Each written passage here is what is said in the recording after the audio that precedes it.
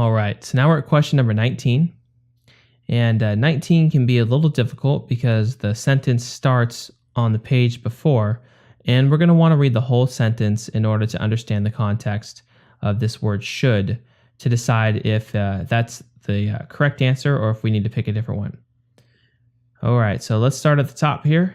Whatever words remain are often barely legible, pale fragments of yesterday's consumer culture should strike me as silly or sad. Okay, how does that sound reading the whole sentence with should there for answer choice A? Right, yeah, that should sound awkward, right? It sounds like that's not the correct answer. Okay, so we tried the most concise option, which was A. We sub-vocalized it, right?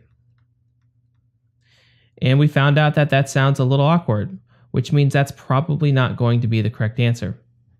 But let's pretend you didn't read the whole sentence, and maybe you started right here at pale, because it's a lot easier to just start from here and not read the whole thing. Pale fragments of yesterday's consumer culture should strike me as silly or sad. In this case, A would sound right. Okay, so again, this is like a decoy answer.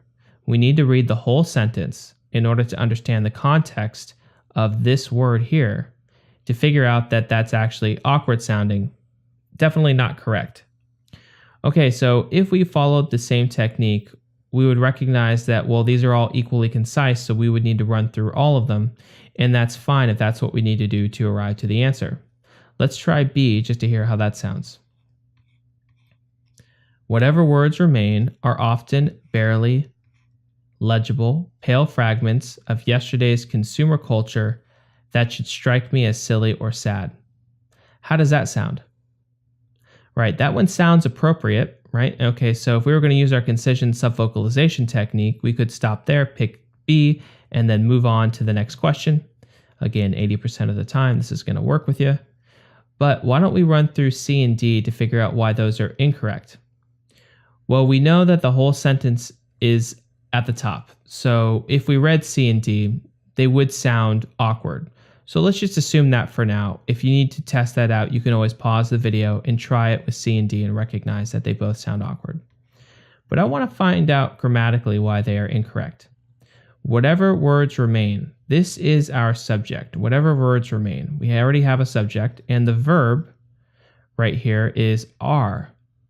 So I have a subject, I have a verb, okay? Now, because I have a subject and I have a verb, and just to let you know, this was answer choice G right here. Okay, so this was all separated out as non-essential information. So don't worry about all this stuff. Whatever words remain are often barely legible, pale fragments of yesterday's consumer culture.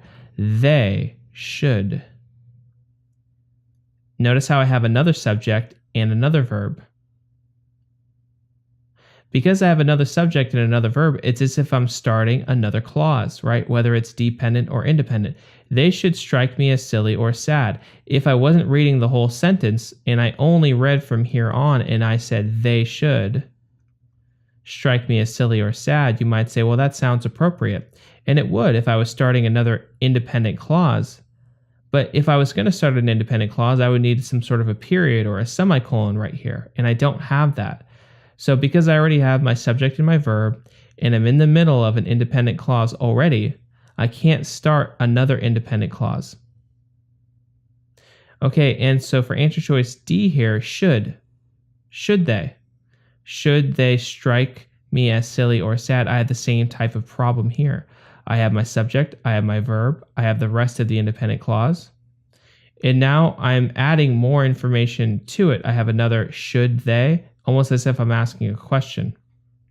So that would be incorrect. So this one you could think of as awkward or just nonsensical. This one would be starting another independent clause right there. So I'd have two full sentences without the proper punctuation between them. And then A, also I have the same problem there. So this one is awkward or it just doesn't make any sense. So my answer choice would have to be B. Now, how would we have arrived at these decoy answers? The only reason we would have picked either one of them is if we didn't read the full sentence and we read some sort of a fragment of the sentence, in which case we might have been led astray and picked one of these other options. So make sure again that you read the whole sentence before you make your decision. At least when you're looking at the answer that you think is right, you should read it with the whole sentence, because if it sounds awkward, then it's probably not going to be correct and you're going to need to do a double check. Thank you.